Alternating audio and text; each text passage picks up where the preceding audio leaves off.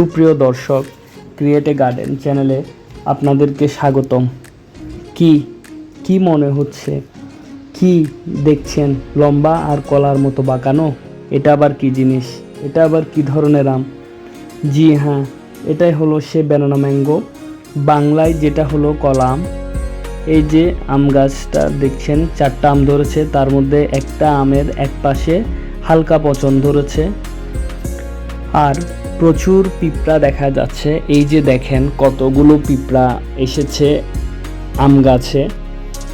4টার মধ্যে 2টাতে তো প্রচুর পিঁপড়ার কারণে হাত দেয়া দায় হয়ে পড়েছে।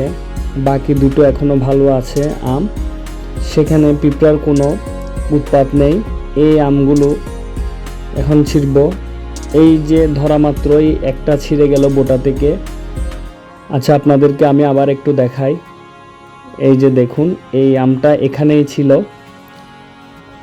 আর আমার আম গাছটাও দেখুন, একদম ছোট একটা 20 লিটারের ড্রামে আম গাছটা লাগানো হয়েছে।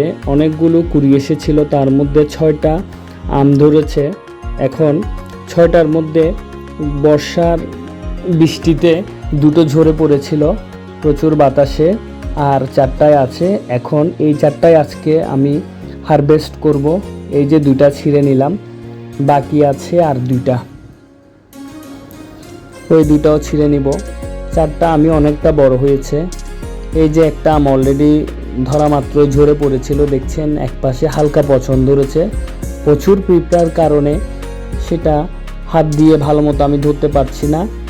এই যে দেখুন, আপনাদেরকে দেখাচ্ছি, এই একটা আম আছে আর গাছে, এটাও এখন ছিঁড়ে ফেলবো। টোটাল আমার কাছে পছন্দরা আমটা সহ সব মিলিয়ে 4টা আম আছে। 4টা আমি বেশ বড় বড় হয়েছে। এই বছরই আমি আমার গাছ থেকে প্রথম এই 4টা আম হারভেস্ট করলাম।